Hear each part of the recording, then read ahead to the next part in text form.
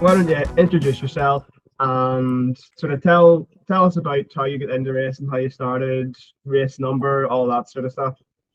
Yeah. I I'm Adam Brown and I started racing pretty late. So I started the first time I actually rode a bike at all, I was 14 and that was a KTM 85. And then I moved to short circuits in 2020 just to do track days and the one round we had that year.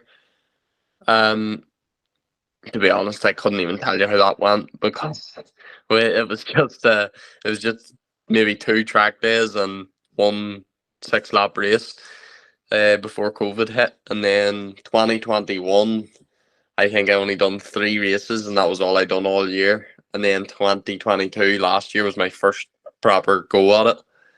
Aye. Um, so I ride on the number three, and I don't know how that number came about, to be honest. It was just one that I just randomly picked at random. And then my number this year is 33 at BSB. And I know it looks like I hadn't had a number, but because number three was taken. But originally I wanted number three, but then once I got told that the number I couldn't use it, obviously, because somebody else had picked it. Um, and then Keith Farmer passed. So Aye. the boy Keith Farmer's best friend and media person that done all his media um was a family friend. So we took up the opportunity to remember Keith, putting just a three and a three beside it again, and uh using it as one that I had to pick another number, and two that it would be a good one to maybe stick with for Mhm. my career. And that's where the color scheme of my helmet came from too, with the fluorescent pink and yellow to Ah, also remember Keith. So that's how the 33 all came about. And this year has been a pretty good year so far. We had a bit of a low at Donington, but I'm going to bounce back from that at Knockhill in a few days' time. oh, totally. Like, I remember just sort of looking at the results or watching it on the first round of BSB, and you qualified pole, and I was just like, shit. Yeah. No, the pole position was brilliant. It's where I knew I could be, in a sense, without sounding big of myself or cocky, but Mhm. I knew I could be up there, and there was a lot of boys over there that I could beat. But it's such a learning curve to come from, and Rossi that was on the podcast would probably have told you that it's such a learning curve from racing at home to going over onto that stage. It's so different. It's like chalk and cheese. It's nowhere near the same. And whenever I first went over to Silverstone, trying to just adapt to everything, and one, the new bike essentially, and two, tracks, and just the sheer amount of people in a class where I think the top 10 of us was split by half second at Silverstone. Like that is unbelievable. Whereas there's not even 10 people in a race at home in the 400 class. So obviously I raced for Rossi last year, and we had really, really good racing last year, and we just banged bars all year, and it made a real good friendship bond between us. And this year we're in the same team, obviously, and um, he's doing well too this year, and we're both where we sort of want to be, where as we're expected to be, as a sense, but we're not where we expect ourselves to be. Whereas Aye. I know my ability isn't the top 10 or top 15. My ability is to go over there and win races, and if I can get my head down and get the problems I had at Donington sorted, we'll hopefully be there for Knockhill. But Donington was a real low. It was probably the worst 10 lap race I had in my life for race two, because I had no brakes. It wasn't like I got brake fade. The brake just completely went on me, and it was the worst 10 laps I've ever done in my life. Oh God, I can imagine because and when Rossi was sort of on the video call here, he was saying that you're the sort of type of rider that you're fast out of the blocks, you're straight on, and he Yeah, sort of he builds. yeah, So yeah, that's an interesting sort of pairing between the two of you, where you're sort of fast at the blocks, sort of yeah. showing the capabilities of the bike, and Rossi sort of builds up, sort of Yeah, gets his eye in, sort of thing. yeah. Rossi's really. he gets seek when it comes to race time. Rossi's there and he's on the pace straight away. But Rossi takes his free practice as so let's find the limit of the bike slowly and build it up and do it. It's not as like a safe alternative of doing it the way I do it, but it's a way of getting there gradually but safer. Whereas the likes of last year, my track record for crashing wasn't really the greatest. Whereas I think we had 16 races at Mondello and I might have finished 9 of them. Oh And man. but I go out and it's helped me this year in a sense. It's helped me because now that I rode a 400 last year and I know where the limit of that bike is at, and I know right away where the limit is, and I know how to find it. So the likes of Silverstone, when I went to get the pole, we weren't that far off the lap record in qualifying, if I remember. I think it was point three or four of a second. Straight away I just went out and started hammering laps in because I knew where the limit of the bike was going to be straight away, and I had no moments or anything, but I knew if I pushed that wee bit harder, maybe I would have found just that edge above the limit. Whereas Rossi, he built and built on it, and then come race day, he was there whereabouts. But I've never been able to go out and build on it. I'm always go out, jump on the bike, and it's like a red mist comes over me, as my dad always says, and it's just all or nothing. Yeah, you're completely focused. The only thing you see is the track sort of thing. Yeah. So that's an interesting sort of perspective to hear. Mm. Sort of from the sort of your perspective of what happens when you sort of put the helmet on, go out in the bike. You're straight in it. Yeah. So definitely. Yeah. So since you've sort of started racing, what sort of championships and sort of disciplines have you competed in? Has it all been tarmac or has it been motocross and stuff? Well, I never really raced motocross at all. It was just when I started riding motorbikes, it was for fun because somebody that my dad knew had told him that I started too late, and it wasn't going to be a career. So it was just, we'll go out, I'll do a bit of motocrossing on Sunday and have a bit of fun. But when I moved to switch to tarmac, it was like a duck to water. It was immediately yes, I wasn't on the pace of the other boys, but when I started, I'd only rode a bike for a year. I only rode motocross for a year, and then I was out at Kirkerson, and I think I was lying second, and then the rear shaft fell off because we had no bike knowledge at all. We just bought a bike, jumped on it, and went and done a race on it. But then in 2021, sorry, Cameron Dawson's KMR bike he was looking somebody to ride it, so I rode it for them, and it was a strange sort of year. It was between not taking it seriously ourselves and just doing it for fun, and only being a short season because it was just out of COVID. But I only completed in 3 rounds that year and never done a track day all year, and I think I was doing lap times of what looked sort of half reasonable for somebody that had maybe been doing it 3, 4, 5 years.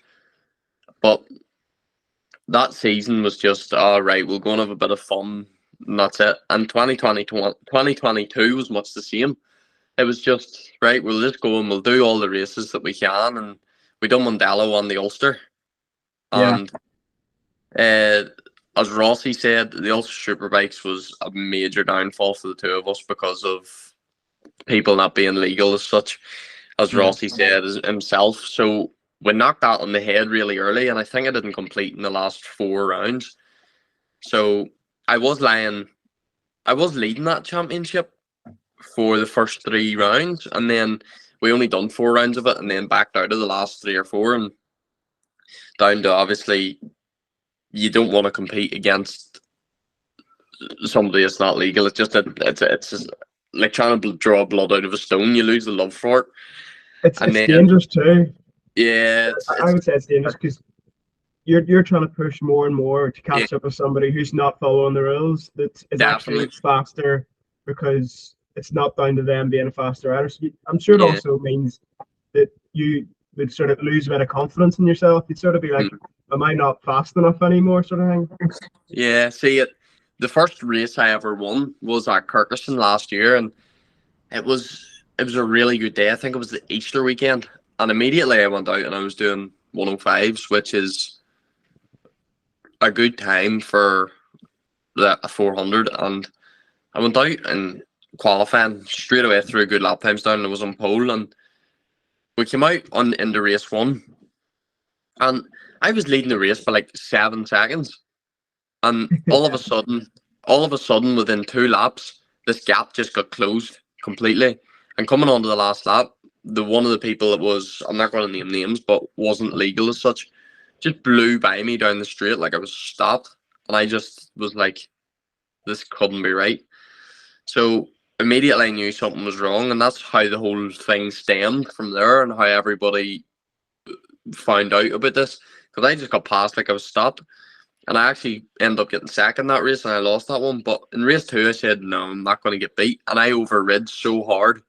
And I dropped nearly a second off my previous lap time just to beat the boy. And I ended up beating him. But the fire that was lit inside me, it wasn't like this demoralizing or nothing. It just really made me want to push and take it seriously because I didn't want to get beat by somebody that was cheating. So that's when the whole thing started. And after that, I didn't do the first round of Mondello. We went to round two at Mondello, and I think I won 2 out of the 3 races that weekend, and I'd never been around the track before.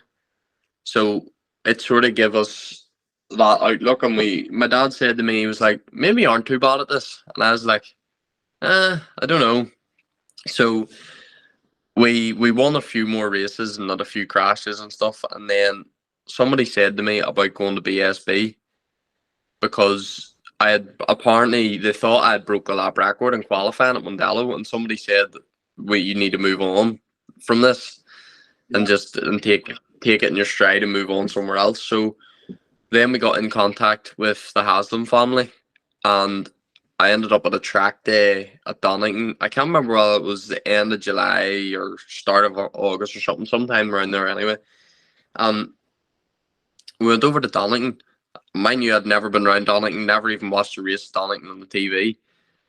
And I took one session, which was 5 laps long, learned the track, and went out straight away and was doing times 2 seconds off what would have won you a race at BSB. Yeah. And it wasn't even my own bike. So then Ron and Leon were sort of like, maybe give him a shot. And then I got a contract through in November, and that's how the whole thing stemmed. But 2021 was a real good year to learn everything, and it really kick-started my whole career, because if it hadn't have been for last year and we had just kept messing about and going out at the weekends and taking it as a hobby, I wouldn't be where I am. But it was a really strange way it happened. I was never set out to be a bike racer. It's just, let's give this a go, sort of thing. Yeah. This is where you are now, riding the Junior Supersport class at the BSB. Like, it's not a bad goal. No, I never. It was really weird. I never set out to be a motorbike rider before. Like, it was just a thing that my dad had never rode a bike. Nobody in my family had ever rode motorbikes, and it was just, I kind of want to do this. It was it. Fair enough. Like, it's the way the things go. Like me with Redhead Motorsport here, I've just been like, I'm doing this. I've no sort of experience, or nobody in my family sort of previously done like anything like this. So it's just it's like a whim. Nearly, you go out on a whim and just hope for the best. That's it. That's the only way that sort of things can do, and it comes down to a bit of passion at the end of the day. Like, if you're passionate about it, you're going to give it a go. Yeah. So absolutely. When you were right, go ahead. No, I was saying absolutely, dear. All right. Now, say when you were growing up, did you sort of watch MotoGP, World Superbikes, or BSB at all? No, when I was growing up, it was never. I never got introduced to motorbikes until I was maybe 11 or 12, and I never got a bike till I was 14 or 15. And I still to this day, and even my mum and dad don't know where the whole thing for riding bikes came from, because I never was interested as a kid. It never crossed my mind to go and ride a motorbike, and then we don't know where it actually came from. And if I knew, I would tell you, but I'm not telling lies. I don't know where the whole thing came from. But I know the rest of like Rossi and stuff, they were always into motorbikes and stuff like that. But I never was. But I'm glad whenever I got into it, I did, because now I absolutely love it. Yeah, totally. That's sometimes you sort of need to give it a go to try it. Like Mm. even with at the minute, it's sort of there's an aim at trying to get more people involved in the running of races and more people to watch things. And like sort of the way you have to look at it is that you maybe have to get people to come for another reason to be interested. Yeah, Because some people might not ever consider going to watch a motorbike race or try and follow anything until they never. go to one. Yeah. No, well, now the sad reality is, it's at home.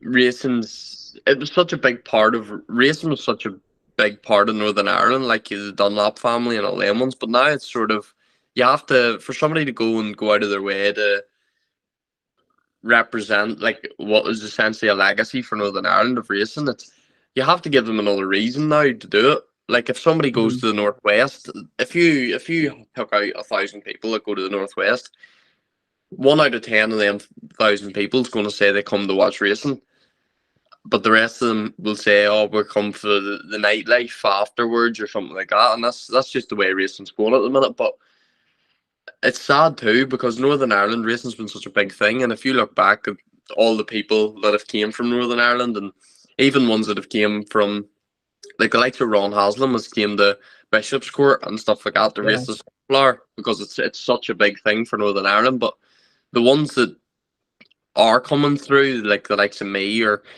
even the Irish Mini Bike Championship ones that are coming up, it's going to revive the sport, which is really good. And motorcycling in Northern Ireland, it's going to go. It's hit a low point now, and I think it's going to be at the lowest as it is, for obvious reasons. But it's going to climb back up again. If you go to a mini bike race, the amount of people that's at it now, they're Mm-hmm. going to race because they've the reason they want to be at a race meeting. Whereas, say 10 years down the line, it'll be now if you pick 1,000 people at the Northwest in 10 years' time, there'll be 9 out of 10 people say they come to watch Yeah. racing, what they want to do. Whereas if it gets back to that, when it does get back to that, that's what's going to produce superstars from Northern Ireland again. Like the amount of people that have came through racing from Northern Ireland that haven't maybe got the chances, it's sad, because there's so many good riders come from Northern Ireland. 100%. Like me and Rossi had the sort of thing saying it's funding. There's so little sort of financial backing behind the sport that it's strangling it basically. Well, it's so hard now to get sponsors. It's ridiculous how hard it is to get somebody to sponsor you. Yes, I'm lucky enough and fortunate enough to have the finances to do BSB and have the sponsorship backing. But off the top of my head, I can name you 5 people that are good friends and that haven't got the backing, but have been unbelievable riders. And I probably don't even have to name one of them that you know of. And he's 19 years of age, and he's beaten boys that have been at it all their life. And he had the opportunity. He was in the what do you call the Moto3 Championship? World Cup.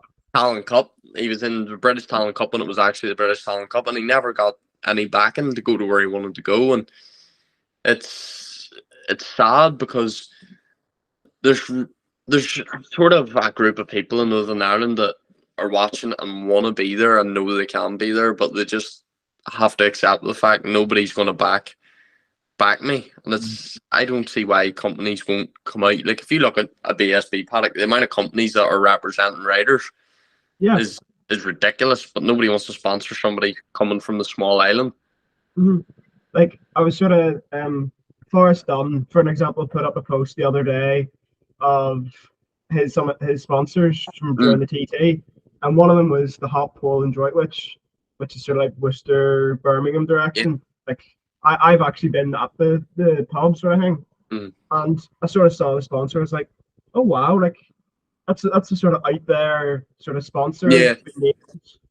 And I was like, so all the different places in Northern Ireland and the south of Ireland, of course, all these small businesses that could chip in 20 quid to a rider and get listed on the thing. Like, yeah, it'll make a difference. Like I know there's people who go out and do, like, say, I know you've seen it yourself, do like a race calendar at the start of the season, and that people think, oh, 20 quid's not going to help you. But see if you add all them 20 quids up, or even them tenors or anything, it all adds up. It's a set of tires for a race weekend, or it's putting fuel in the truck to go to BSB. But getting that the money gathered up to do something like BSB is so difficult, because BSB would cost you thousands to do just for one season, and it's a Yeah. sad reality. Not many people have it.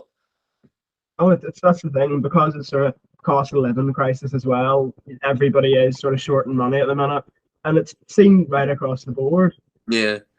See, gone are the days of where you could have, like, the talent that was in Northern Ireland, and gone are the days where you get a free ride. If you want to ride now, you have to pay into it. And it Hmm. doesn't matter how good you are. If Mark Marquez came along again back whenever he was 13 or 14, nowadays he wouldn't get a free ride the way he did. No matter how good you are, whether Bob up the road that is really, really slow and wouldn't even qualify for a BSB race, but if he's going to throw £100,000 into the team, Hmm. he's going to get there before somebody with umpteen amounts of talent. That's just the way it is at the minute. It's just the reality. Like, I know, even as of another perspective of sort of funding and sponsors, like me running like Redhead Motorsports, and like having the Redhead Motorsport TV and everything, with all the sort of building the coverage and stuff. Like, it could cost me up to like a couple of grand to sort of get to where I want a Yeah, year, I think. And definitely. like that's really not that much if you sort of look at it overall. That's Mhm. I don't know. Like, even the go ahead. Eh? You go ahead. What you're going to say there? Just I was just gonna say, like, you have to weigh up the pros and cons of things. Like, if you put a couple of £1,000 in it, and it will the couple of £1,000 will get your name out there and stuff, it is worth it. But Mhm. if you look at another reality of the likes of racing, you put 25 grand in for a year, and you don't get to where you want to be. That's a sacrifice you made, and you've 20 quid Yeah, down the drain. Where does that leave you whenever you've spent that money? I know. It's it's tough, but you're sort of being like, there must be another way to do it. But Mm. yeah.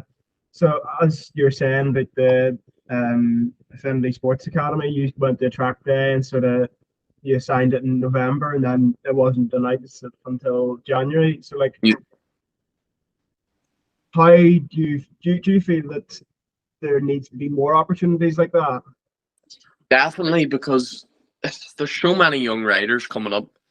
And for a young rider, just to name, even off the top of my head, Rossi's brother is he's good, and he's going to get there. But see, to bring a young person like the likes of his wee brother up through the ranks, people are looking money now. It's hard, because then say the families that have two kids, maybe three, that are all really good on motorbikes, you have to balance between, does this one go here and does that one go there? Whereas if you had the backing, you could just say, right, here's two bikes, go out and do it. But the likes of like Affinity, it's a really good opportunity for riders to be given, but there's only 4 riders in each class to get that opportunity. So out of maybe the 100 people that apply, there's only 4 of us got the opportunity. Yeah, it's tough. I'm sure it's really it's a headache for the ones that sort of run the things, because they're picking from a large range of talented people, and they have to pick 4. Because I'm sure if that even the Fendi Sports Academy had the financial backing behind them, they would put in more than the 4 riders. I'm sure they Mm. would, because it's given one to start, sort of thing. Yeah, see, it's balancing 4 riders, but then balancing the thing of you have 4 riders on the grid and you have to manage each one of them. So Yeah. that's why I think they have it set up where they have 4 600s and 4 400s. So it gives 8 riders a year a chance. Whereas if you added more 400s in, it would be all right, but you'd sort of have to do away with the 600 side, because Yeah. when things get too big and too cluttered, that's when things go wrong and it's hard to work on. Whereas at the minute, I think Affinity is run unbelievably. Like, if we get our dinner and our breakfast made for us every day, it's unbelievable how easy it makes things. And I know it sounds like stupid how easy it makes things because you're getting your breakfast cooked food, but it's another thing you don't have to worry about on a race weekend.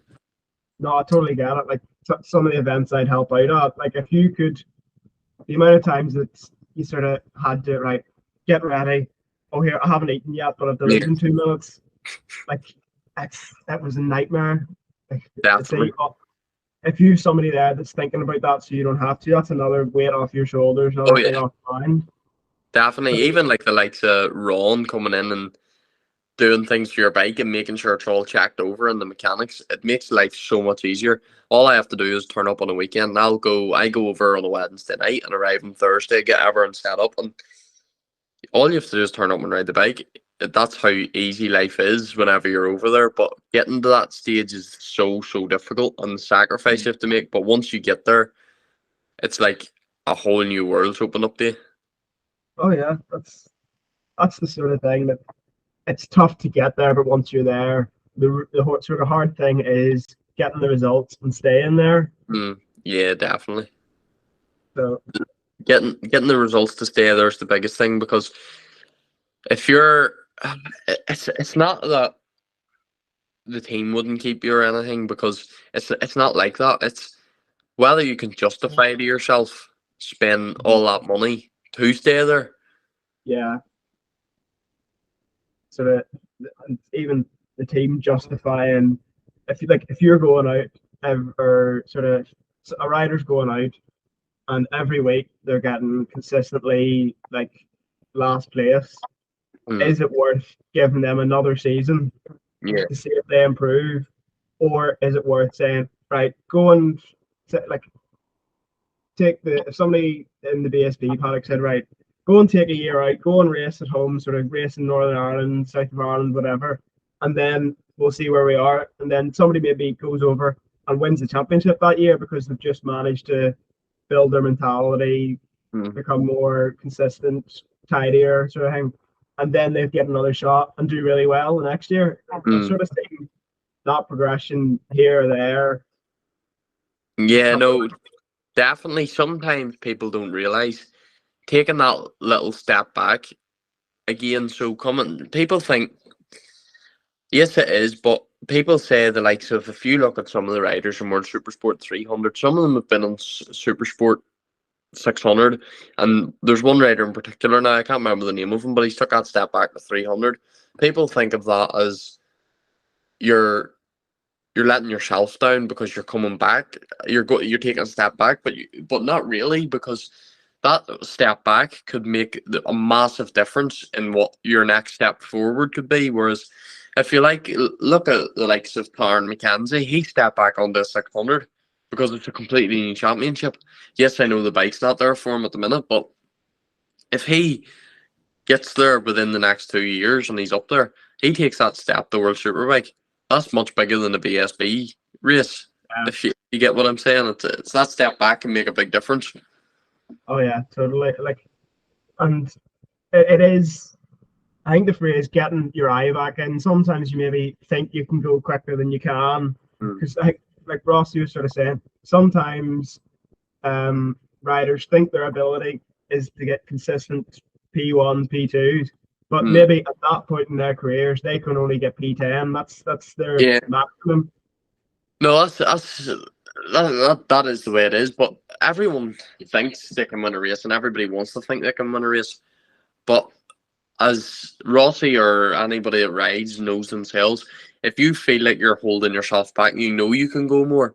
But if your body feels, if you feel on the bike that you can go harder, but you're not getting anywhere, well, going harder, then you've hit your sort of limit, whether your head thinks it or not.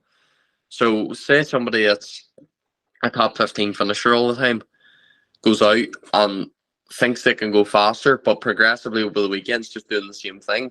Their ability at the minute is in top 15. Whereas if you come from, not saying it as something that is making me seem better than I am, but the likes of me coming from the back of the grid and closing down the front group for the race to be red flagged, I knew where my ability was and I knew I could gradually get there. With 5 laps to go, I don't know how close I could have been, but obviously we didn't find that out because it was red flag. But Yeah. The likes of Silverstone, I showed I could get P1s, but somebody that was at Silverstone and say finished 15th and went out on the race and said, "Oh, I'm going to wreck the world," but finished 15th again and again and again, and goes to Donington and gets say a top 15 again and again and again. That's where your ability lies at the minute.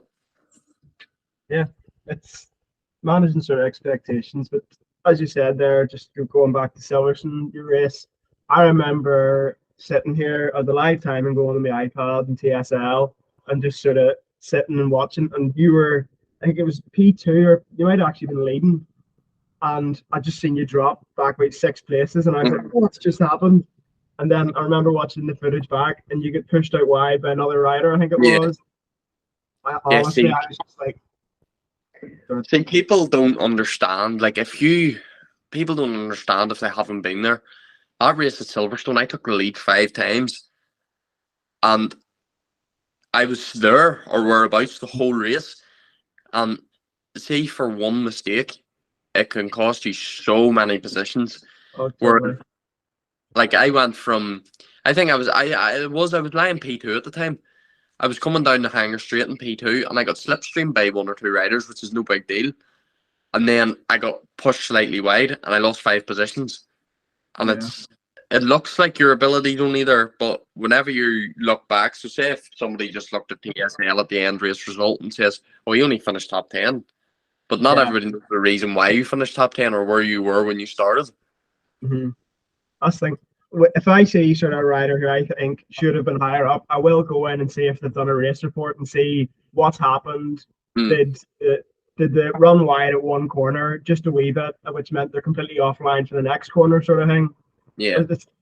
It's all perspective, and like I'm saying something there. It's all perspective, and if you just take right, they finished P15, P16, whatever it was in that race, but they qualified P1. You think that their racecraft is not great, Yeah. but if you actually look at the race, they could have been going into turn one and they've nearly high setted themselves, but sat themselves up, sort of, and trying to sort of gather the bike back, and then they've gone on to join the race again, and they could Yeah. have been last place, and they've made up 15, 20 positions. Oh, yeah. See, people don't understand that. Like, your end race result, you always want a good one, but sometimes like a bad one. Like, I know at Donington, I finished 10th in race 2. But, well, I took 10th in race 1, but 10th in race 1 to me was like a win because I came from 33rd or 34th on the Yeah, grid. That was like a win. And I know I would have been there. I was doing the times of the front runners. But race 2, I was in the front group and I was there for 3 laps. And then one thing goes wrong like that, and you're back to where you started. And it's yeah. so hard to get back to where you were. So I'm sort of looking at the BSB calendar here, and I'm sort of looking. You did so well at Silverstone at the start of the year, and do this. Do they still do the other rounds? No, I might be wrong here. I've misread this. Do apologize. Ignore that question. Where are we? So, what you've never raced any, like, this is your first year in BSB. Yeah. So far you've done Silverstone and Donington because your class Yeah. wasn't out of open. That's No. correct, isn't it? Yeah, we just done Silverstone Donning. Yeah. So Knockhill coming up, and then after that Snetterton. Is We there have any track? we Oh, have sorry. Donington again in between Knockhill and Snetterton for World Superbike. Oh, that's. I knew there was another one somewhere Yeah. because the Talent Cup race at Silverstone Mm. with the MotoGP as well. So I was trying to figure that out. But is there any other track on the calendar that you think could be quite strong if it's sort of similar to Silverstone? Or Well, Donington was what I was most hopeful for because I knew at Donington I would have went really well because even though we had the problems we did with brakes and stuff like that, it's not an excuse. But my times show that I had the pace to be there, and I don't think I would say there's other tracks, but I don't think it matters what track I go to because I pick up a track really, really easily. Like I went to Mondello at my first time, and won 2 out of the 3 races straight away, and I'd never rode the track in my life. It's one of them things. Whereas some riders find it difficult to pick up tracks, but I do a lot of like studying beforehand. So I'll watch onboard videos, and I'll nearly know where I'm going before I even get there. Mm. It's good answer, by the way. But that's sort of, I would say, the new way of racing. Whereas Oh, before, definitely. you would have done a track walk, walked around, but now you can literally see how somebody rides a track and try and see their lines, and you can watch coverage and everything back at like instantly almost. And Oh yeah, like I don't know how in the back then, like how riders picked up tracks, because you had to go around and walk them yourself. You never really seen the track until you arrived. That was the yeah, first time you seen the track. oh yeah, that's changing times. Like, because even there's F1. If a driver wants to, like, say last year, it was last year, the year before, last year when they started at Jeddah, all the drivers were on it because they were able to do the simulators, the Yeah, F1 simulators, or sort of driving around and getting their laps. So it wasn't the new thing. So I can anticipate maybe in 20 years' time, there is going to be bike simulators hopefully. that are sort of very cheap to use, because I'm sure that there were F1 simulators 10 years ago that were really expensive to run and all Yeah, that. But now the sort of the different side of it, because even video games, you've the Isle of Man game and the different ride games even. yeah. And That's they're all actually pretty accurate, because I remember playing Ride 4 before I ever went to Donington, and they are pretty accurate. Like they're not bang on where you should be, but they give you a sense of what the track's going to be like.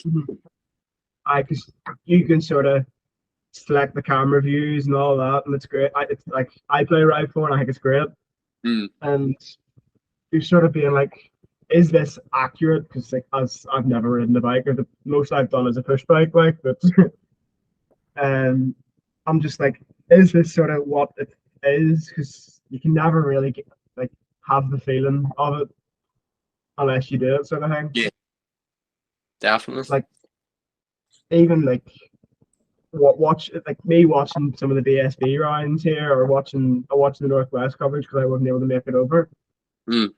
and like it's not the same. It's like I've been at the Northwest like a lot of times before, and been there and watched it Metropole and done different bits and pieces, and there's nothing like actually being there. Definitely Like, not. see if you're like stood like, as an example, me stood at Metropole, you can see the helicopter above, just like, oh, they're coming, and then like 30 riders just bombing into Metropole corner and going around, and you're just, the feeling of it, there's nothing like it.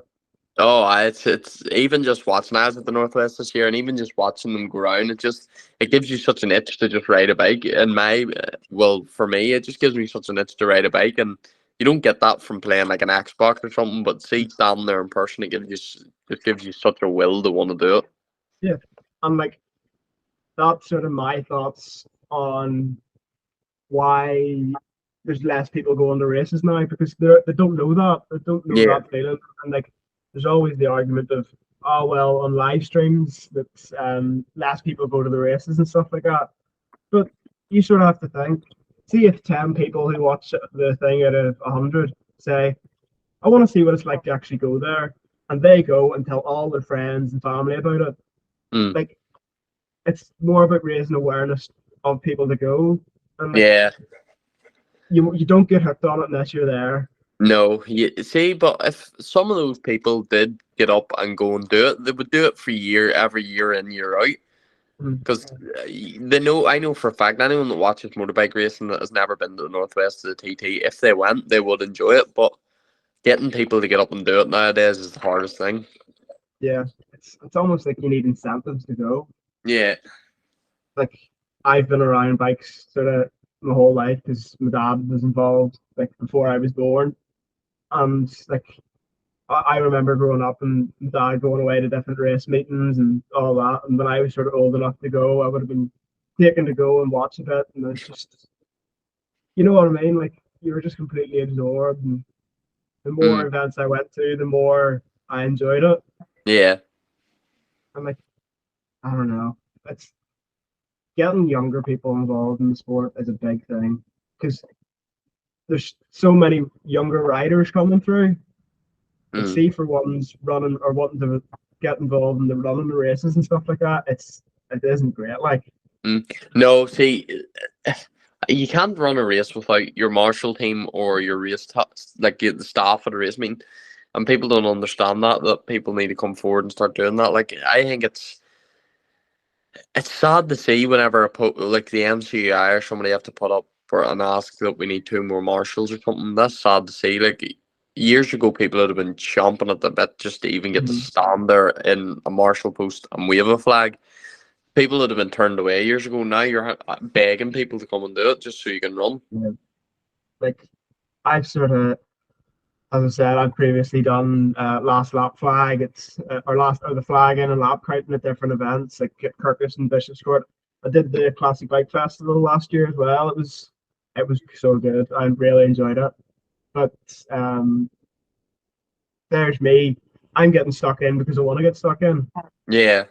because I have the opportunity to come forward. And you sort of get the sense that the reason that people aren't getting involved is because they don't know how. Mm.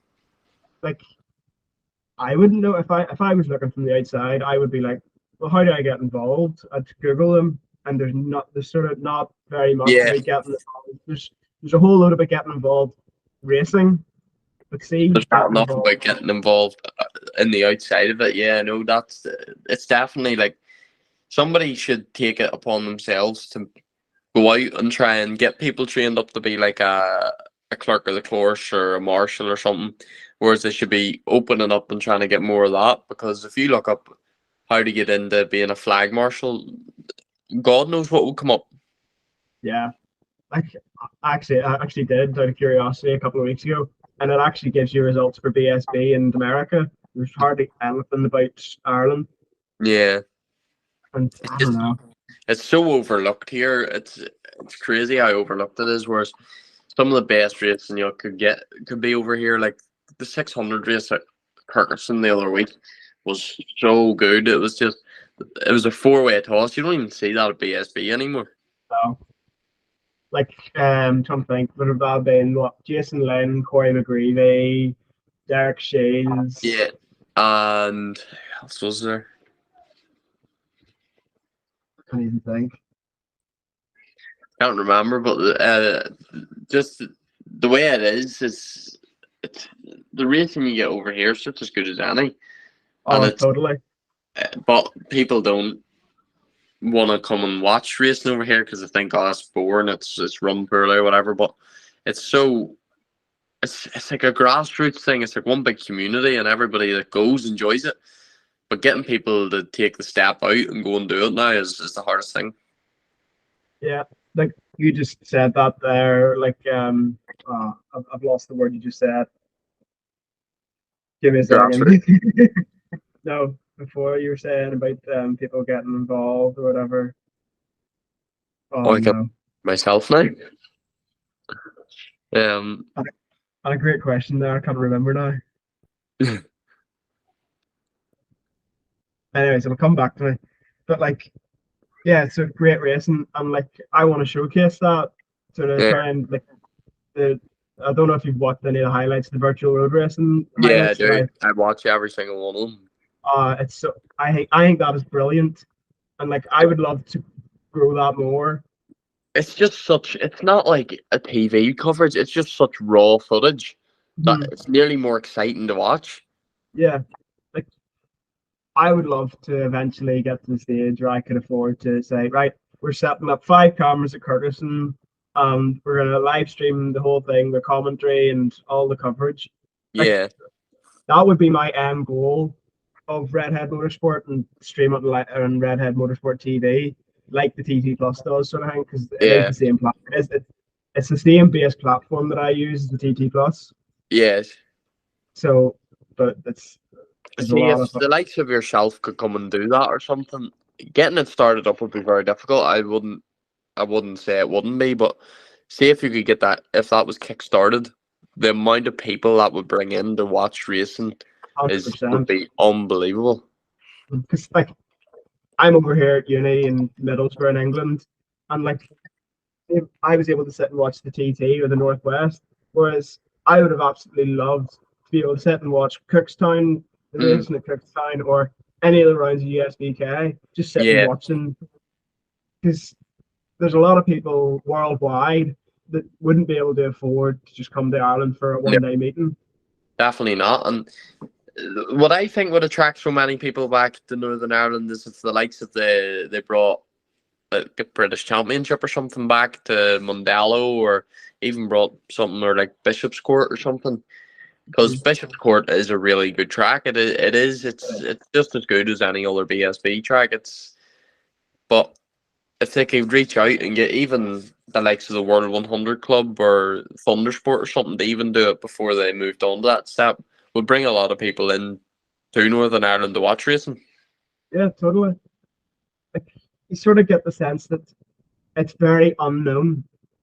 Mm. Like I've chatted to people over here and said I've helped out at road races before, marshaled at road races, and they're like, "All right, what's a road race?" And I was like, "Do you know the Isle of Man TT? Oh yeah, TT's great, but they don't know anything about the Northwest or the Ulster Grand Prix. They don't know that." And they don't know where it starts because road racing, I don't know if it's still the same, but say to even do the Northwest a couple of years back, you had to do national, what I would call a road race. I know the Northwest a road race, but I wouldn't call it a road race. It's just three straight lines, like, isn't it? Yeah, That's all it is. It's not a road race. Whereas you look at Kells or Skerries or even Cookstown or Tandragee, it's a proper road race, and people don't understand that's where you learn your trade yeah, before you go to the Northwest of the TT. and like it was really annoying me at the time, sort of when all the insurance issues were going on. Oh, save the Northwest, and like yes, But what about Northwest the rest of them? it's a fantastic event, but what happens if all the short circuits and all the the national road races go? Actually, Northwest is a national road race now, like that. Yeah, it's no Um, longer international. uh, so, but what happens then? Because you'll have no new riders coming through in short circuits. You'll have no new riders coming advancing onto the roads. Sort of Cookstown, I would say, is an easy road race. I don't want to say it's an easy road race because it's no road race is easy, but like you sort of have to be like, right, take the steps to get to the likes of the Northwest. Like, Mm. even the TT, there wasn't that many guys from Ireland competing this year. Like there's Very Michael low. Dunlop Michael won the Dunlop races. and Mike Brown, I think, and I couldn't really name many others. Because you did. I actually do because I've been doing all the sort of highlights and stuff like that because or my summary of the results. I don't know if you've seen any of them or not. Because social media's algorithms are awful. Oh yeah, like I guarantee you, I'll see it next week. But Mhm. when you want people to see it, you don't see it. You know, like when I announced Redhead Motorsport TV, I think I had maybe 5 likes on the post.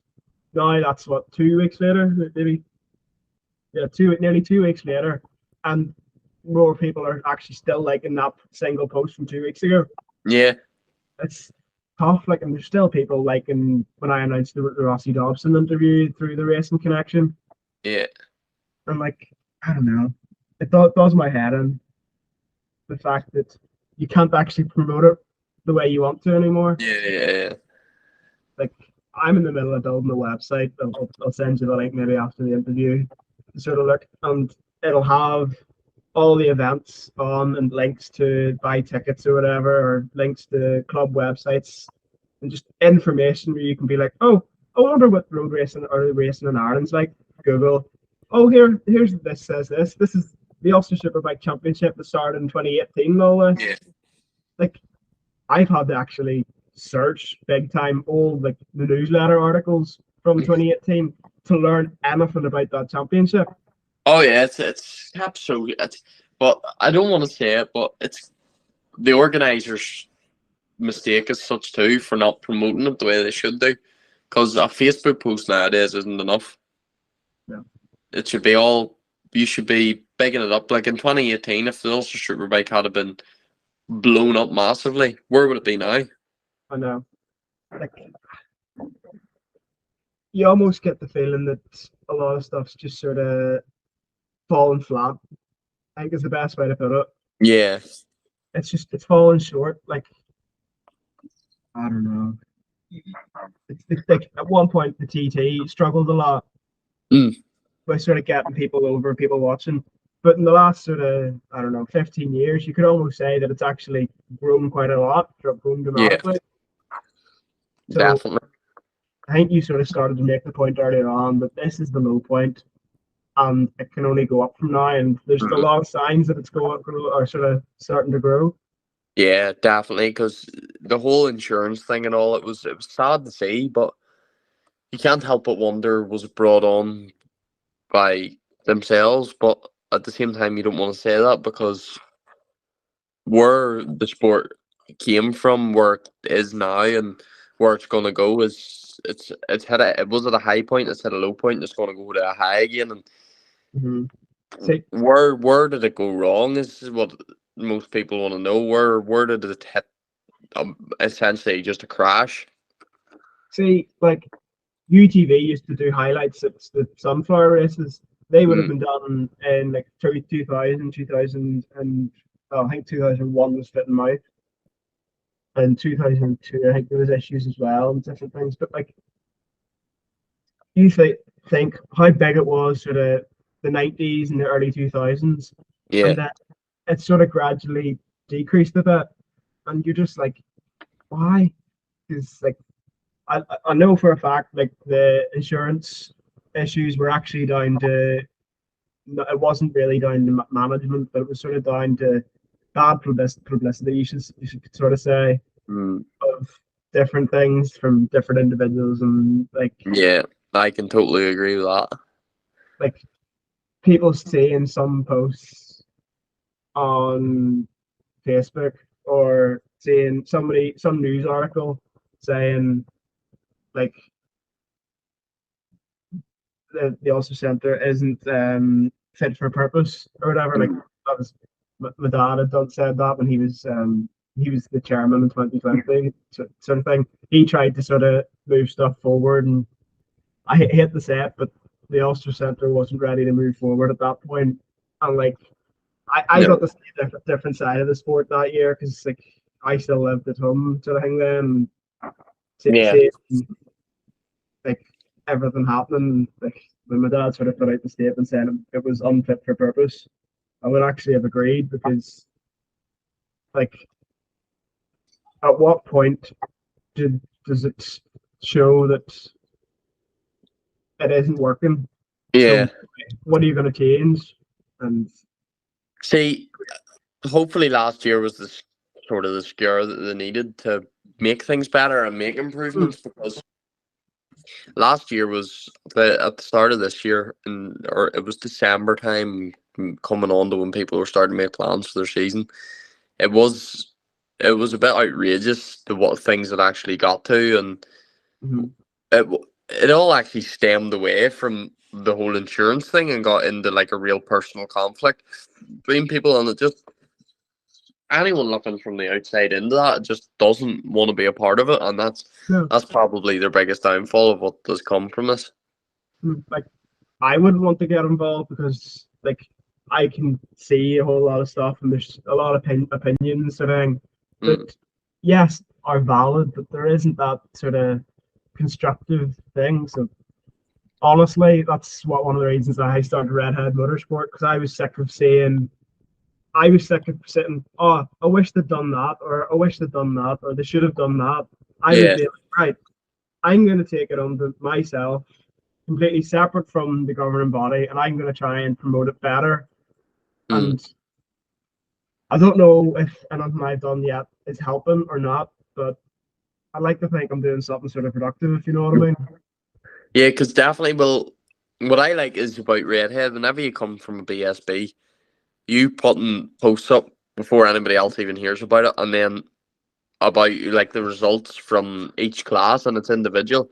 Whereas most people wait to find out in the Tyrone Courier in 2 weeks' time what Yeah, happened. like the amount of times I would be like, oh, I didn't know such and such was racing in BSB, and they've actually been doing it the whole time. Yeah, Last year, like, I remember watching or it was not 2021 or 2020, watching the Talent Cup when Jamie Lyons won at Silverstone.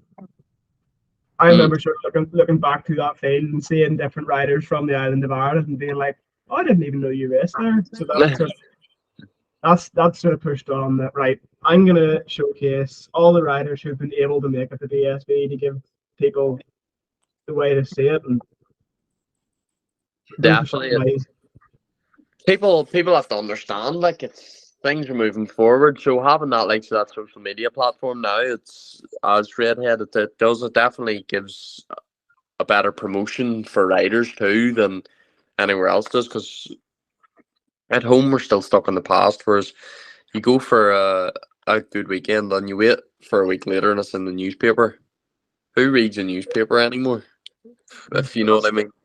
Yeah, but what I don't understand why, say, there's a news report at the end of the BBC News, NI News, and today in BSB, here's the results. And then in the yada yada class, Glenn Irwin finished first, while in Yeah, the Talent Cup, Alexander Rowan, say, had a best finish of P6. Like, yeah. there's that section. It would probably be only like 2 minutes, not even probably. It doesn't take long, but the publicity that would give Uh-huh. would be unreal. Yeah, like I don't know. At one point, I debated about doing like a live stream on a Sunday night, right? This weekend in motorsport and all this, but it would have been too much time to sort of actually sit and try and work out and do. But Yeah, that's an intention eventually. Like I'm sure you've sort of hopes and dreams about motorbikes saying, "Oh, you want to finish first at this thing, or you want to race at this track." yeah, Like I have the same with Redhead, so that I can be like, right, in 5 years' time, I want all USBK rounds to be live streamed, sort of thing. yeah. See, I don't see why they can't do it, because if you look at Mondello International, which was run really, really well, when Mondello Masters was on, it live streamed every Sunday, and you could watch your races back. I don't see why they can't do that with the old shooter bikes. It's the same thing, part and parcel, but I just don't think anybody can be bothered until somebody like yourself comes along that can be bothered to do it. See, I know that any of the clubs that go to Kirkuson, they hire the circuit from the 500 Yeah, motor club they are, but they own the circuit, so they're actually hiring the circuit, and you'd probably find that the 500 club aren't interested in live streaming it. They don't want the cameras set up in their circuit, sort of thing. yeah, It's I don't know. You almost feel that if somebody in the Ulster Centre said, right, 500 Club Kirkuson, would you like to join as a partnership and we'll live stream things and putting things into place for USBK rounds? And they might be like, yep, that's fine, let's do that. Because that happened at Mondello. It was a partnership between Mondello Park and Motorcycle in Ireland that actually yeah. did the live stream. Mm. And I've sort of done a bit of research into the live streaming. Like, if I was to do it through Redhead Motorsport TV, you're talking maybe like 70 quid a month as a subscription just to have the live stream on that site. That's Yeah, not including paying for cameras, paying for people or camera people, and all yes. sort of technology involved. Mm. So if you could sort of be like, right, I've all this together, we're doing this, like a bunch of people, not just myself. Like, I don't know. There's a lack of um interaction between a lot of the sport. Yeah, I don't know. absolutely. Right, we've sort of gone off on a bit of a tangent here, talking about the sport rather than about yourself. So let's get back to. So, do you have any sort of aspirations for racing? Like, is there anywhere you would love to see yourself? Would you ever do the roads, or are you sort of more of a circuit rider?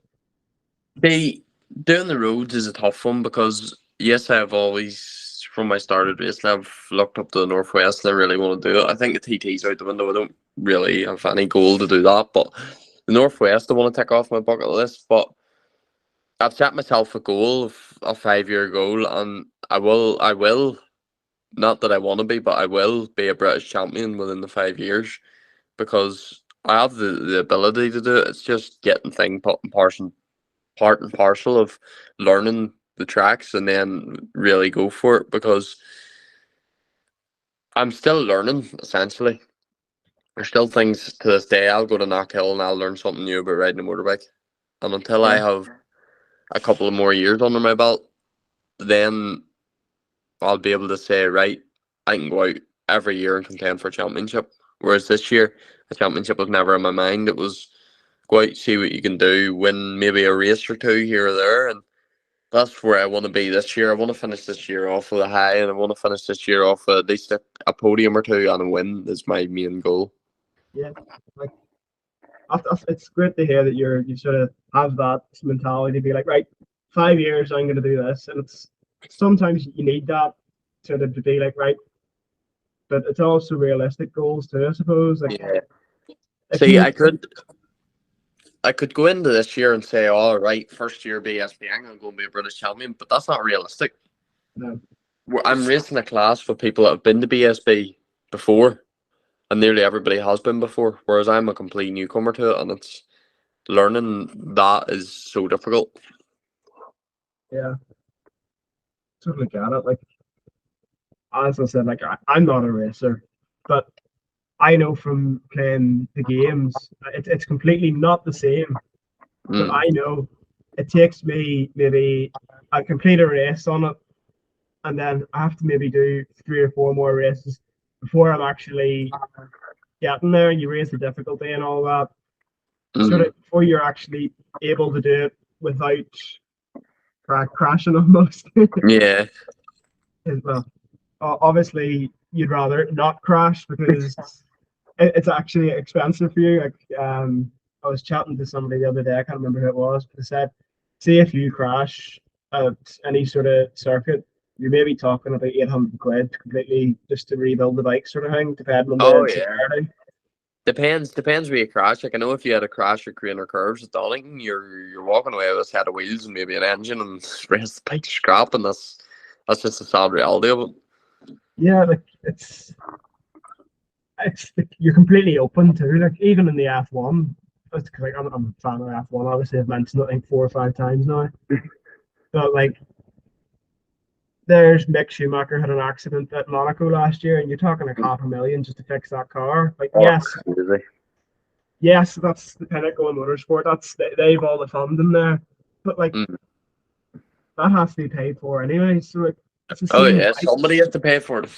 Yeah, it's the same. Actually, I would say bikes actually have it worse than F1 cars because it's completely open, and the bike can so easily, if you hit the gravel and it just goes in the wrong way, it's just tumbling and tumbling, and Oh, everything's getting spat off it. Everything. and it's so much easier to nearly fall off a motorbike. I'd say I know Oh, it sounds stupid, but it's so much easier to make that mistake on a motorbike than it is driving a car. If you get where I'm coming from. yeah. No, but like I even remember like when I was like 16, 17, maybe out on my bike, and there's sort of footpath around where I live. I always took it as a wee circuit. There was like but our jump sort of hang almost. It wasn't quite, but it was sort of up and down, up and down. And I Mm. remember going sort of round one at one point, sort of getting actually lower a bit. And I just remember feeling the back wheel go out from under me, sort of hang and just be like, oh my god. Like, and I wasn't even going fast or anything. Like you can imagine, if you imagine like going 30 mile an hour faster, and it just spits you off. Like Oh yeah. I understand how easy it is to crash sort of thing because like I used to that's about big time in a push bike sort of thing. Mm. I maybe would have liked to give it a go on a bigger bike, but I don't think I have the talent for it. I'd love to fly around Kirkuson doing whatever amount of laps, but I think I wouldn't make it. I'd do one lap and not even complete it, I don't think. it's not the sort of thing where I'll enjoy the sort of the speed side of it, and I enjoy the sort of thing of it that I'm just, I don't know. I think I have a completely different perspective in the racing because Yeah. I've been involved in the running and that I enjoy watching it. I enjoy going sort of fast on a bike sort of thing, with even if it's just a wee push bike. And like with my dad being involved, I also saw sort of the organizational side when I was Yeah. maybe like 12 or 13. So Mm. like I know I'm sort of in a privileged place with sort of stuff that I know a lot more than like anybody else sort of would, because I've sort of been around. Yeah. Your camera's Oh, going off. I don't know if you're. yeah, somebody phoned me and my camera went off, but we're back. That's all right. No, it happened the same with Jack Foley's interview that I published today. Or somebody kept ringing him, and it would just die. So how long have we been on this call now? Like a good hour and 20 minutes. No, there's no Doesn't way. feel it. There's no way. Doesn't feel it, does it? No, that's the thing. Like, yes, a lot of these interviews are completely loose. It's just a conversation between me and another Yeah. person. Whereas I would like to eventually build it to have a bit more structure, but like, who cares? Like, um, there I sort of had that call with Rossi, and we had a bit of a chat, and I'm now sort of thinking, could I get like different riders involved in other sides when they're not racing? Like, Mm. I don't know if you've seen any of the social media sort of things where it's somebody walks up and says, right, name 5 French footballers or 4 teams in Spain or whatever it is. Like, I would love to have sort of people with personality sort of thing, people who are sort of have the relationship with people to go around a motorbike paddock and do that. Yeah, yeah. You know what I mean? Like, it's See, the likes of Tony from that helps Colin James with virtual road racing. If she went around and done something like that, she does the interviews, or if you could get on to something together and doing that, that would be pretty cool. Like it would just liven the whole thing up. yeah. I am going to correct you there. It isn't Colin James that does virtual road racing. Colin James is completely sort of separate to virtual road Oh racing. yeah, he does his own. He does Yeah, his own virtual road racing. Will Dobson. That's it.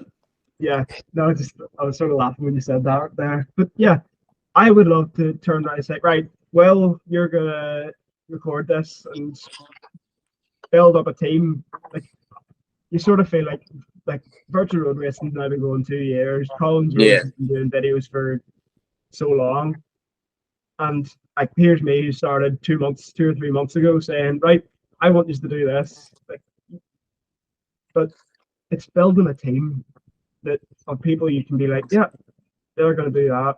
yeah, Partners. That's that's a name for next year. Like, as you said, you have a 5 year plan. I have a 5 year plan for Redhead Motorsport. Like, yeah, I'm like, you're sort of like, in 5 years' time, like, I want to have built it up that people can pay to watch USBK, can pay to watch the roads, have a deal set with like for sponsorship and stuff with different companies, mm. and be able to do what I want to, and create an information platform that is everything. Like, the website I'm making at the minute has a section on the MCUI, what the MCUI is, how it's broken down, and then each of the individual parts of it.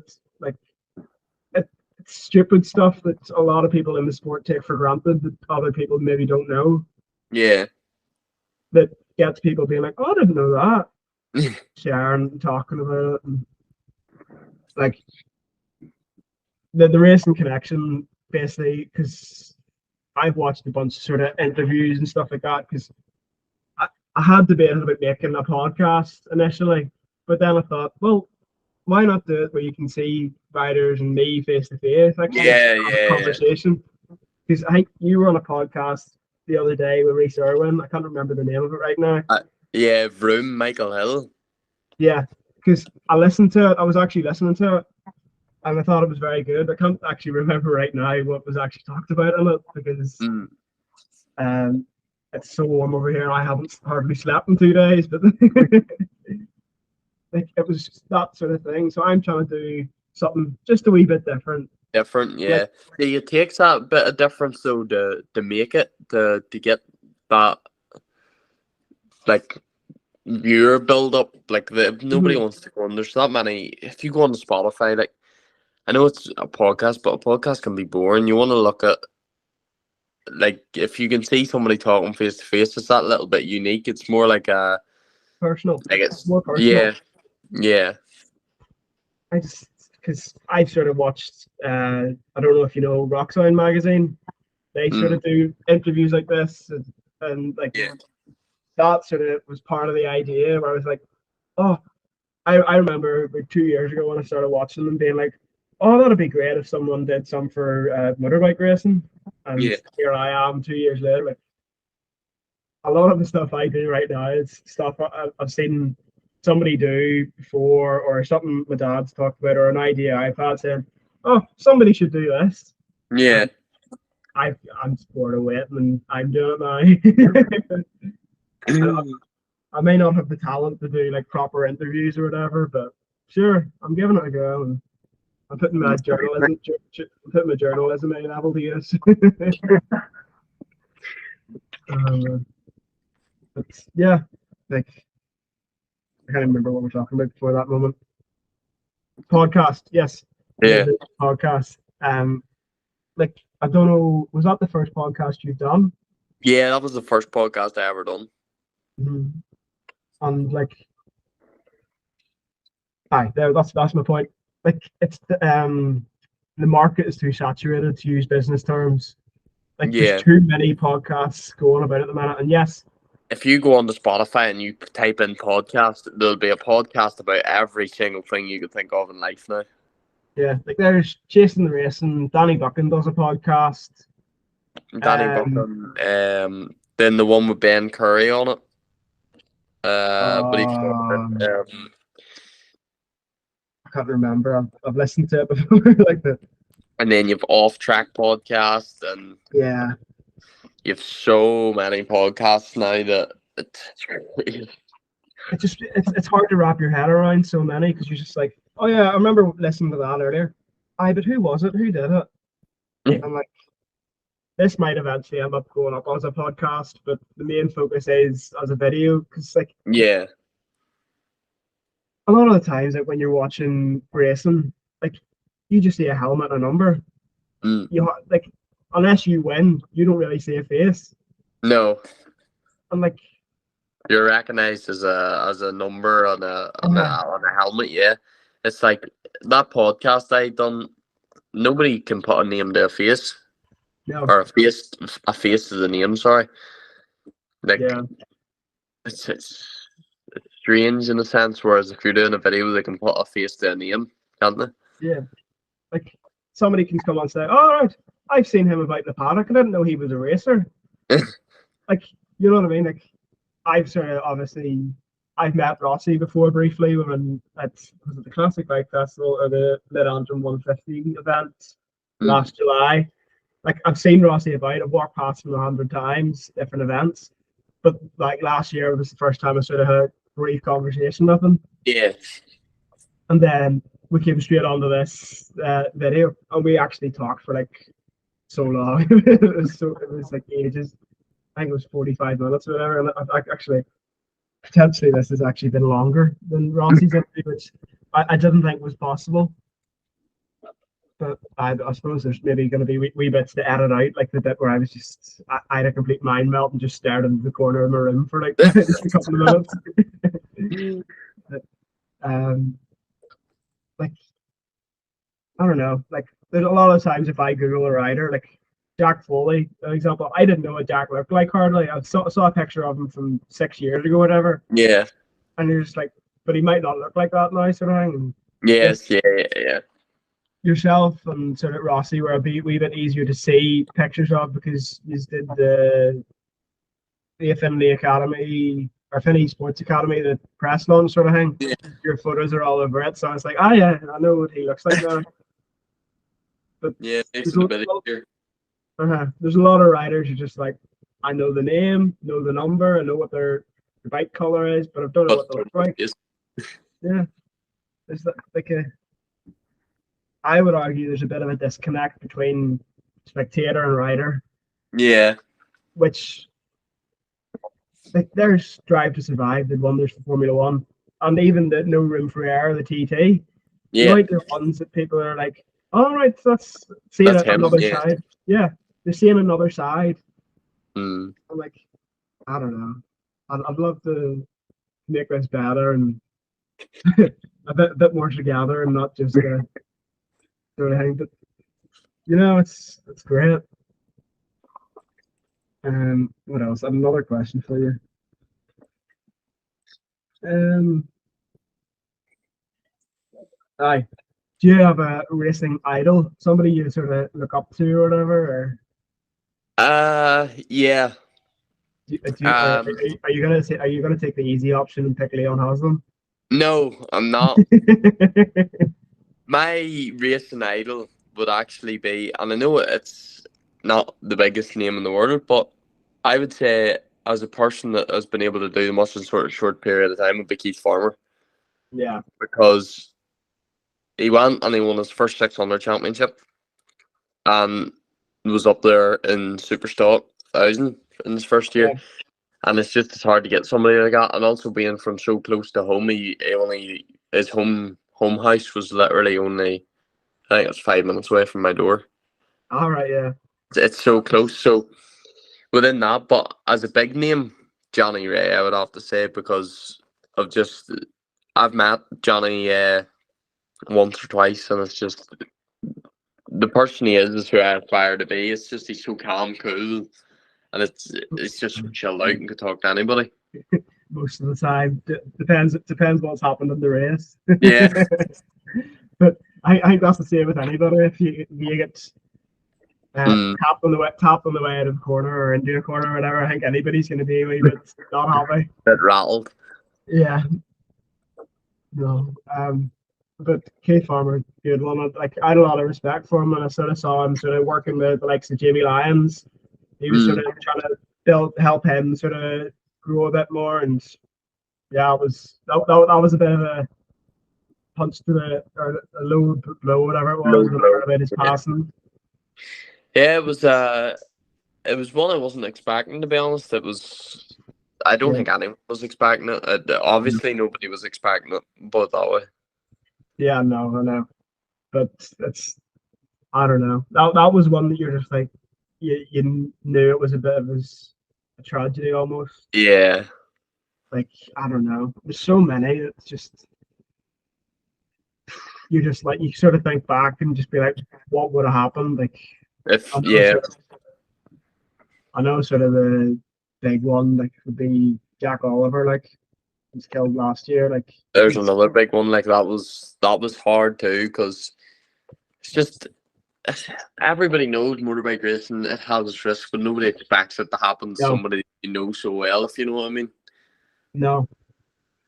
Like I remember I was coming home on the boat from here this in June last year, and I looked speed high and saw the race had been red flag. And sadly learned about what had actually happened while on the boat, and just like what, like couldn't Yeah, believe it. Even another one from last year, Davey Morgan. Like you could have counted on him seeing him at every single race. oh yeah, without a doubt. He was everywhere, and like I don't know, you sort of wonder, is it worth getting so invested in it? And then you sort of like, if something happens and then you see somebody do something, or I don't know, I'm trying to think of something because it was like you sort of get the low and then you go and watch another race and somebody does so well. Like, And then you get the high. Yeah, it's a sport of yeah, feeling, a lot of mixed feeling. like the TT there was a big one where like it's such a good super twin race, and then sadly, Burl Torres passed away after an accident. And, Yeah. like it's so up and down, and you just and then you sort of almost become disillusioned with it, and then you watch a race like there's was that Silver? I would have been was that Silverstone Open where Reece Irwin and Lee Johnson had like one of the best battles I've ever seen. Silverstone. Yeah, Silverstone. I like you watch that and you're just on the edge of your seat the whole time, and you sort And of then Lee Johnson's out for the rest of the season. yeah, it's like it's so all over the place, and you just like you can't do anything about it. That's the sport, but Mm. I don't know. You can maybe make it a bit safer, but you'll never make it completely safe. No. Like all the technical or the advancements, like the airbag suits and stuff like that, Mm. where if you sort of come off the bike, which inflates and everything, it sort of might save. It still doesn't totally save you from it. No, if you hit a wall, like you're hitting a Yeah, wall, it saves you to a certain aspect. Like, it's, like, it's such a sport where you can't predict everything. mm. Like somebody might just on a bit of completely straight road, somebody might go down it. Somebody goes past them, the wind sort of knocks them a bit. They're all completely unsteady. There's a slight jump, and they're kicked off the Mm. bike. And you can't plan for that. Like No. as a sort of being involved in the organization and reading through the what do you call it, risk manager or Risk assessor or something, yeah. risk assessment. Thank you. And like you just hit a mind there, but and saying right, this could happen here. What's the rating? It's only like a one rating. What's the plan in place for that sort of thing? Like Mm. I don't know. Sometimes it's just you don't know what else could have been done, Yeah. and like you sort of think back to different crashes and things you've seen over the year. Like I remember watching Ryan Whitehall crash at Armoy. His crash, literally over the jump, has probably done three or like 2 or 3 laps already, and just as he went over, the bike was tilted a wee bit, and that sheep here, and the bike was gone. Like sort of like what? There's nothing to do. Like it's so all over the place, Yeah. and like I don't know, it's a tough one. It's a tough pill to swallow a lot of the time. Yeah. Definitely. But and then there's so much good coming out of the sport too. Like Mm. Such a love and hate sort of thing, isn't it? it is like I don't know. You can't do anything about it. Like you get sort of annoyed being like, right, something has to be done, and then you sort of realize that nothing can be done. Yeah. But I don't know. Who knows where we'll be in 5 years' time? Who knows if there will be a sport in 5 years' time in Ireland? Don't know. Hopefully. Hopefully, that's here. I hope so because I have a lot I want to do for Redhead with it. But yeah, I got right. We've definitely been on here for far too long now. Oh, ages. Yeah. Well, just I'll sort of start to wind up now because we've chatted about quite a lot of topics, and I'm gonna Yeah. miss myself when I'm editing this because you're just like so long with footage and but sure, I'm gonna finish it up. So I'll start to finish it up here and say much appreciate you coming on. Yeah, it's been great to have you yourself and your teammate Rossi Yeah. both on sort of thing. Because as I said, it's great to showcase the riders from the island of Ireland. It's great that you're both in the same team too. Yeah. And Well, thank you for having me. yeah, yeah. Appreciate I hope you've enjoyed it. It hasn't been a Yeah. complete mess. It hasn't No, been a complete mess. the time's flown in. Yeah. No, maybe I'll see you in a paddock at some stage in the next year, whenever I manage to sort I stuff still out. go to all the Ulster Superbike races anyway. Are you entered for any of them? Are you going to enter for any of them coming up? I'm not sure. I'm still debating whether to do one if there's one whenever I'm free. Yeah, because I asked Rossi the other day, or to maybe do some, like I've said, about media duties for Redhead. It's one of the things, like just for a bit of fun. Yeah. I'm sure if you're at any events and you're looking for something to do, I can Yeah. find something to do for a bit of crack. So just Definitely. it's like I like forming these relationships where it's just like, Mm. yeah, that's a good idea. That's a good thing. So yeah, thanks for coming on, and I hope you maybe, if we ever get round to doing part twos of a bit of these things, might hopefully you'll decide to come on again. Yeah, definitely. Yeah, right. Oh, let you go now, sure. Because I think it's about 6:30, and I ended up getting on for about quarter to sevenish, and there's 8:15. So there's an hour and a half gone. So yeah, Thank you for having me. yeah, no bother. See you All about right. soon. Chat to you Cheers, soon. man. Cheerio. Cheers.